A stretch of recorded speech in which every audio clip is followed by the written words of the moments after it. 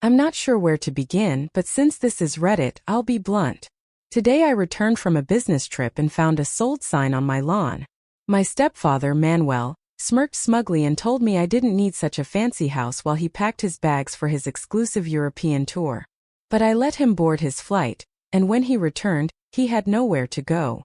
Before I explain how this happened, let me introduce myself. My name is Iker, I'm 28 years old, and I work as a structural engineer. My job pays well, but it's grueling.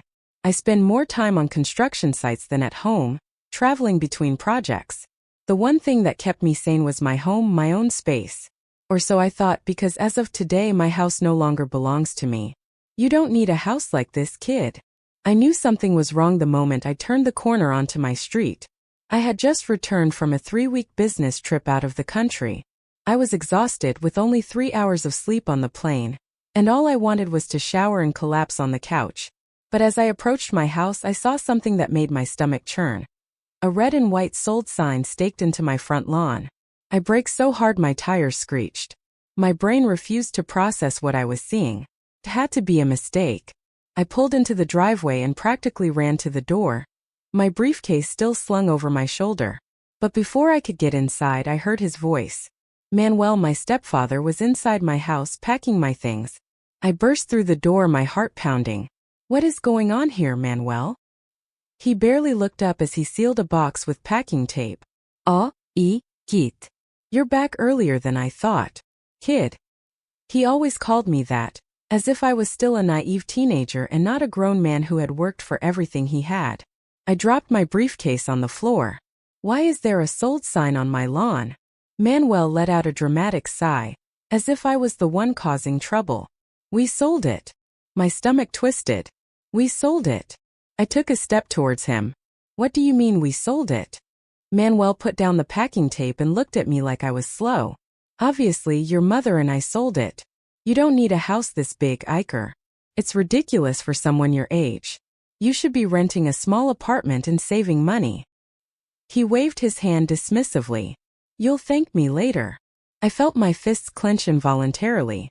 Manuel, this is my house. I bought it with my money. You had no right. He laughed. He laughed in my face. Kid, do you really think you made it on your own? That you're some kind of self-made success story? He patted me on the shoulder like I was still a child. It's family money. Shared assets. You don't actually own anything. I recoiled as if I had been slapped. Family money? Shared assets? No, that was a lie. That's how they stole my house. Here's where things get technical. Yes, I paid for the house. Yes, I made every mortgage payment. But when I bought it, I was only 23.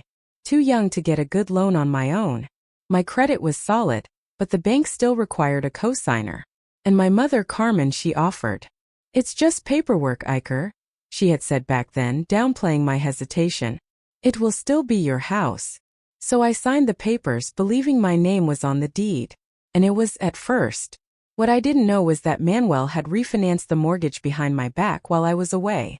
My name had been silently removed from the deed months ago. Now the house was solely in his name, and legally, he had every right to sell it. I felt nauseous. You. My voice cracked. Manuel smirked smugly. Oh, don't look so surprised. You signed the papers years ago. You should read the fine print, kid. My hands trembled. Where's Mom? He shrugged. Already in Italy. She needed a break. I gritted my teeth. So you sold my house, took the money, and left me with what exactly? Oh, don't be so dramatic, he grinned, patting my cheek like I was a toddler. You're young, you'll figure it out. But I had a plan. Manuel zipped up his sleek leather suitcase and slung it over his shoulder. Listen, I'd love to stay and chat, but I have a flight to catch. 5-star hotels, private tours, the best of the best. First class, of course. He just looked at me. He walked to the front door with complete composure. I'll bring you back a nice souvenir. And then he was gone. I stood there, staring at the empty space where my furniture, my home, my entire life had once been. It had just been stolen from me. Right before my eyes, and I couldn't do a damn thing about it. Or so Manuel thought. I let him board his flight. I let him savor his champagne at 30,000 feet, thinking he had won. But when he landed back home 2 weeks later, he realized something. He had nowhere to go. And where was I? Oh, right, my house. Gone. My stepfather was sipping champagne in first class, and I was standing in the ruins of my former life, trying to resist the urge to punch a hole through the wall. But I wasn't going to lose my head. I was going to get revenge. Iker, you have to see the big picture. The first thing I did was call my mother. No answer. I redialed. Straight to voicemail. By the third call, I was shaking with rage. Not just because she wasn't answering, but because I already knew. I knew it for weeks, maybe even months, and she never warned me. I texted her. Mom, call me. Now. 3 dots appeared. She was typing. Then the message appeared on the screen. Iker, I don't want to talk about this over the phone. We'll discuss it when I get back. I stared at the screen, clenching my jaw so tight it ached. After they had sold my house behind my back. I called again. This time she answered. Iker, I don't like the tone of your messages. Her voice was calm, distant, as if I was the one overreacting. I gripped the phone so hard my fingers ached. You don't like my tone? I repeated, laughing bitterly. Mom, have you lost your mind? You sold my house. She sighed as if she was dealing with a stubborn child. Iker, honey, Manuel and I talked about this, and we believe it's for the best. The phone nearly slipped from my hand. The best for who? For you, she insisted. Honey, you have to admit, that house was too much for you. It's expensive, enormous, a huge responsibility. You work so much you barely have time to enjoy it. What's the point of spending money on a place you don't even use? I couldn't believe what I was hearing. Mom, I bought that house. I wanted that responsibility. She sighed impatiently. Iker, you're still young. You don't need such a big house at this stage in your life. Carmen continued in that condescending tone that was driving me insane. Manuel and I found a much better option for you. A small modern apartment downtown. Low maintenance, affordable, much more suitable. I was speechless. An apartment? My voice barely came out a whisper. They stole my house. And now she was trying to convince me to settle for an apartment? She sighed as if I was a petulant child. Honey, you have to see the big picture. Manuel actually helped you. He freed you from all that stress. And listen, we didn't keep all the money. My stomach churned. Some of it will go towards helping you buy the apartment. Manuel will handle the details when we get back. There was a silence. Then in a lower voice she added, well, some of it also went towards our trip. I felt a lump in my throat. But, Iker, come on. It's family money. We all deserve a little happiness. I didn't feel bad. She actually believed this. She actually thought they had done me a favor. Legally, he had every right. I spent the next 2 hours combing through my documents, desperate to find some way to fight this. There had to be something. Some legal loophole, some document that proved the house was still mine. But when I reached the refinancing papers, my stomach dropped like a stone. There it was, in black and white. Months ago, while I was working out of the country, Manuel had refinanced the mortgage in his name only. My name had been removed from the deed, making him the sole owner. He had done it quietly, strategically, so perfectly that by the time I realized it, it was too late. I read the fine print 3 times, hoping I'd missed something. But no. There was nothing I could do. Legally, he had every right to sell my house. The money was already gone. My next move was to check my bank accounts. I knew I hadn't received a single euro from the sale, but I needed to confirm it. I logged in, and as soon as I saw the screen my hand started shaking. Because there it was. Exactly what I feared. A deposit of 490,000 euros from the sale of the house, followed by multiple withdrawals. Luxury hotel bookings. Designer brand purchases. A wire transfer to an international account. The money wasn't just gone. They'd already spent it. But I wasn't finished yet. I sat in my empty house staring at my phone, feeling rage coursing through my veins. Manuel thought he had one. But I wasn't going to let him get away with this. I took a deep breath, tried to steady my hands, and made 2 calls. The first was to my lawyer, Ruben. The second was to my uncle, Alvaro. You see, Manuel had forgotten one thing. The only reason he'd gotten approved for the refinancing was because of my mother. And I knew something she didn't want him to know. Manuel was about to lose it all. I let him enjoy his European tour. I let him savor his champagne, believing he'd gotten away with it, because when he landed back home, there wouldn't be a single euro left to his name, and then he would learn what it felt like to have everything taken from him. But what he didn't know was that he'd left enough loose ends for me to unravel his entire life. So while he was sipping overpriced wine in Seville, I was setting the stage for his downfall. Freeze everything. The first call I made was to my lawyer, Ruben. I'd known Ruben since university. He wasn't some big-shot lawyer, but he was extremely cunning, and most importantly, he hated guys like Manuel. I told him everything. Ruben let out a low whistle. God, Iker, that guy screwed you over. Tell me about it, I muttered. We might have something. That caught my attention. How? Ruben explained. Because your name was originally on the deed. If Manuel forged your signature or withheld documents to get you off the mortgage, then we can sue him for fraud. I clenched my fists. Can we prove it? That's what I'm going to find out, he assured me. I'm going to pull all the records and see if Manuel broke any laws in the process of refinancing. If he did, we can drag him through the courts, freeze his assets, and make his life hell. But that wasn't my only move. Burn his bridges. The next call was to my uncle Alvaro. Alvaro is my mother's older brother. He's hated Manuel from the start, saw right through his fake charm. But my mother ignored his warnings and married him anyway. The moment I told him what had happened, Alvaro erupted. That unscrupulous bastard. You're telling me he stole your house. And that's not the worst of it, I said. He used Mom's credit to refinance. I'm pretty sure she doesn't even know how much debt she's in. Alvaro let out a curse. What do you need from me? Alvaro owns a small accounting firm. And lucky for me, Manuel had been using his services for years. Trusted my uncle to handle his taxes, his business filings, everything. And now Alvaro was more than happy to go through his finances with a fine-toothed comb.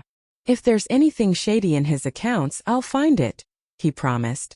And if he's been evading taxes, he's going to have bigger problems than you. I smiled coldly. That's exactly what I was hoping he'd say. The final blow. For the next 2 weeks I went radio silent. No calls to my mother, no texts to Manuel. I let him think everything was fine. Meanwhile, Ruben dug through mortgage documents and Alvaro scrutinized every detail of Manuel's finances. And then 3 days before Manuel was due back from his trip, I received 2 calls. The first was from Ruben. Bingo, he said. Manuel committed mortgage fraud. Apparently, he forged your signature on some documents to complete the refinancing without your consent. That meant the entire sale of the house was illegal, which meant I could sue him for everything. Send me everything, I said. Let's bury him. An hour later Alvaro called. You're going to love this, he said, almost chuckling. I found undeclared income in Manuel's taxes. What kind of income? I asked. He let out a satisfied sigh. Let's just say he's been hiding money from the tax authorities for years. Hundreds of thousands of euros. Cash under the table, all undeclared. If I make the right calls, they're going to come down on him with a very serious audit. I felt a slow, cold smile spread across my face. Make the calls. With pleasure. Manuel had taken everything from me. Now I was going to take everything from him. Manuel's return and his nightmare begins. Manuel's flight landed at 4:15 p.m. on a Sunday. At 4:37 p.m., I was sitting in my car across the street from their house, waiting. I didn't have to wait long. A black car service pulled up to the curb. Out stepped Manuel, in a designer coat and that same smug expression he always wore. I watched him walk up the driveway, rolling his suitcase, humming to himself. But when he got to the door, he punched in the security code. And nothing happened. He frowned, tried it again. Nothing. Then the door swung open, and there stood Carmen. She did not look happy. Even from across the street, I could hear their voices. Carmen, why isn't the code working? My mother crossed her arms. We need to talk, Manuel. Manuel tried to step inside, but she blocked the entrance. No, out here. Just let me in, Manuel, her voice suddenly shaky. The bank has frozen our accounts. Manuel's expression changed in an instant. What? I don't know, she said. Everything was fine, and this morning I tried to withdraw money, and the account was locked. Manuel's face drained of all color. Pale. Very, very pale. Then his phone rang. He answered it, stepping away from Carmen. And that's when I saw it. His whole body stiffened. He started yelling at the person on the other end of the line. I knew exactly who he was talking to because at that very moment, the notification from the tax authority audit landed in his inbox. His tax fraud had just been uncovered. His illegal mortgage had been flagged. His entire financial life had just imploded. And he had absolutely no idea who had done it. I drove away smiling. I could have stayed to watch. I could have walked up to him, looked him right in the eye, and told him exactly what I had done. But I didn't. Because the best revenge is letting them realize on their own just how much they lost. I lost my house, but Manuel, he lost everything. Who did this? Okay, Reddit, buckle up because this is where it gets really good. Last we saw Manuel, he had just landed from his trip only to find his bank accounts frozen, his tax fraud exposed, and my mother blocking the entrance to his house. He had no idea what was happening. He only knew his financial life was crumbling around him. But that was just the beginning, because now it was time to watch him drown. The inevitable call. I didn't stick around to watch Manuel lose his mind in real time. Instead, I went home, poured myself a whiskey and waited. It didn't take long. At exactly 6:42 p.m., my phone lit up with my mother's name. I let it ring. Once, twice, 3 times. Finally, I answered. Mom. Her voice was trembling. Iker. Do you know what's going on? I leaned back in my chair, taking a sip of whiskey. Depends. What's going on? She let out a panic sigh. Manuel's accounts are frozen. The tax authorities are investigating him for fraud. And the mortgage company says there's a legal dispute over the sale of your house. I feigned surprise. Wow. Sounds like Manuel's having a really bad day. Iker, this isn't funny. Carmen snapped. Her voice laced with fury. Did you do something? I let the silence hang in the air. Then in a perfectly even tone I replied, you and Manuel stole my house. I could hear the sharp intake of breath on the other end of the line. Honey, her voice softened, trying to placate me. You have to understand. We were only thinking of your future. That house was too much responsibility for you. I let out a low, dark chuckle. Responsibility? That's your excuse? You took everything from me, and now you're upset that Manuel's facing the consequences. Iker, she whispered. He's going to lose everything. I smiled. Good. I heard her breath hitch. You're not serious. Oh, I am, I said. Because you know what, Mom? He's not the only one who's going to lose everything. Manuel's collapse. Manuel had nowhere to go. The next I heard, thanks to Alvaro, who had a front row seat to the most spectacular meltdown he'd ever witnessed. After I hung up with my mother, I texted Alvaro. How bad is it? His reply came in seconds. Bad. What happened? Tried to withdraw money from one of his business accounts. Frozen. Tried calling his tax advisor. Discovered he's being audited. Panicked. Then tried to get into the house. I sat up straight. And Mom locked him out. My eyes went wide. You're kidding. Nope. She's terrified. Doesn't want him dragging her down with him. So she locked him out and told him to fix his own problems. I grinned. Where is he now? No idea. But if I had to guess, he's sleeping in his car. I couldn't stop laughing. Manuel had spent the last 10 years belittling me, treating me like some stupid kid who needed his guidance. And now he was homeless. My mother's plea. A day passed. Then another. On the 3rd day my phone rang again. It was Carmen. I let it ring. Once. Twice. 3 times. Finally I answered. Mom. Her voice was strained. Iker, we need to talk. I set my glass down on the table. About what? She hesitated. Then, Manuel's, he's in trouble. Oh, is he? Doesn't have anywhere to go. And what does that have to do with you? He's sleeping in a motel. Oh no, a motel. I let out a sarcastic laugh. What a tragedy. Iker, please, we need your help. I leaned forward.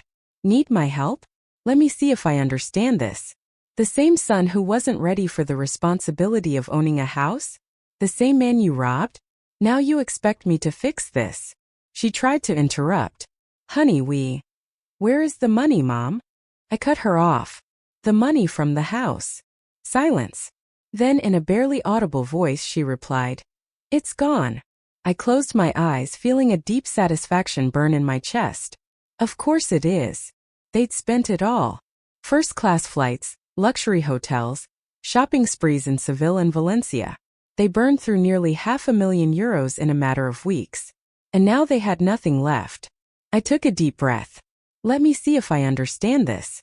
You stole my house, sold it, spent the money, and now that Manuel's homeless, you expect me to fix it. Her voice cracked. We made a mistake. I smiled. Yes, you did. And I hung up. Manuel's downfall wasn't over yet. That should have been the end of it. But Manuel, he wasn't finished yet. That night at exactly 11:47 p.m., I heard a banging on my door. I looked through the peephole, and there he was. Manuel. His always perfectly coiffed hair was a mess. His suit rumpled. His eyes bloodshot. He looked like he hadn't slept in days. I opened the door just enough to lean against the frame. Manuel let out a shaky breath. Listen, I didn't interrupt him. Before he could continue, his jaw tightened. I just need some time. A place to stay. I laughed in his face. He flinched. Then very slowly he leaned toward me and hissed, You're not getting away with this. This isn't your house anymore. I whispered back. I watched his face contort. Rage. Shame. Despair. All at once. I took a step back and slammed the door in his face. Iker, he insisted, pounding. Talk to me. But I had no intention. Iker, you're not thinking of anyone else. I turned the deadbolt and walked away. His voice faded as I grabbed a beer, sank onto the couch and turned on the TV. Manuel was facing the consequences of his decisions. And I had one. The last desperate attempt. Okay, Reddit, this is the finale. Manuel had lost everything. His bank accounts frozen, his tax fraud exposed, his wife kicked him out, his reputation destroyed. And now he was standing at my door, begging for help, like the fool he'd made himself out to be. So how did it all finally end? Even better than I expected. After I slammed the door in his face, I expected him to leave. But he didn't. Instead, he started banging on the door even harder, his voice thick with rage. Iker, you think this is funny? Let me in. I took another sip of my beer unfazed. You're wasting your energy, Manuel, I said calmly. Better save it for when the authorities start calling. Silence. And then bam, he punched the door. Let me in. You've never appreciated anything. I sighed, not saying a word. I pulled out my phone and dialed 911. Hello, I said, my voice calm. There's a man outside my house trying to break in. He's yelling threats. Does he live there? No. Do you want us to send someone? Absolutely. I looked out the window just in time to see Manuel take a step back, looking wildly around. He probably realized he was about 5 minutes away from being arrested. He muttered something under his breath, and then he took off running down the street like a defeated man. That was the last time I saw him in person. The final blow. The next few weeks were an absolute disaster for Manuel. The tax authority audit continued, and not only did they uncover years of tax evasion, they also found hidden offshore accounts. The federal investigation moved forward, and the fraud case proceeded. My lawyer Ruben presented all the evidence. Forging a mortgage signature is a very serious offense. My mother filed for divorce the second she saw that Manuel was dragging her down with him. Froze accounts, lawyered up, and kicked him out of her life. Not because she realized the truth, but out of self-preservation. And that was perfect. Manuel had nowhere to go. I didn't hear from him for months. Then I ran into Alvaro. We talked, and I asked him where Manuel ended up. He grinned. You're going to love this. He tried to flee the country. I nearly choked on my coffee. What? Yeah, he booked a flight. But the tax authorities flagged his passport. No way. When he tried to board, they arrested him. I leaned back stunned. Seriously? Alvaro laughed. Totally. Manuel not only lost his money, his house, his reputation, now he was facing criminal charges. He tried to fight it, but with fraud, tax evasion, and mounting debts, he was finished. I got my money back. Not all of it, but a hefty sum. My mother tried to apologize with texts and calls, but I never responded. She was never truly on my side. I was just collateral damage. For the first time, I had no guilt. No family obligations. Just freedom. And it felt good. Months ago, I was betrayed and homeless. Now I have a new life and a bank account padded with Manuel's money. And the best part? I sleep like a baby while he's sitting in a cell, wondering where it all went wrong. The sweetest revenge of all. V.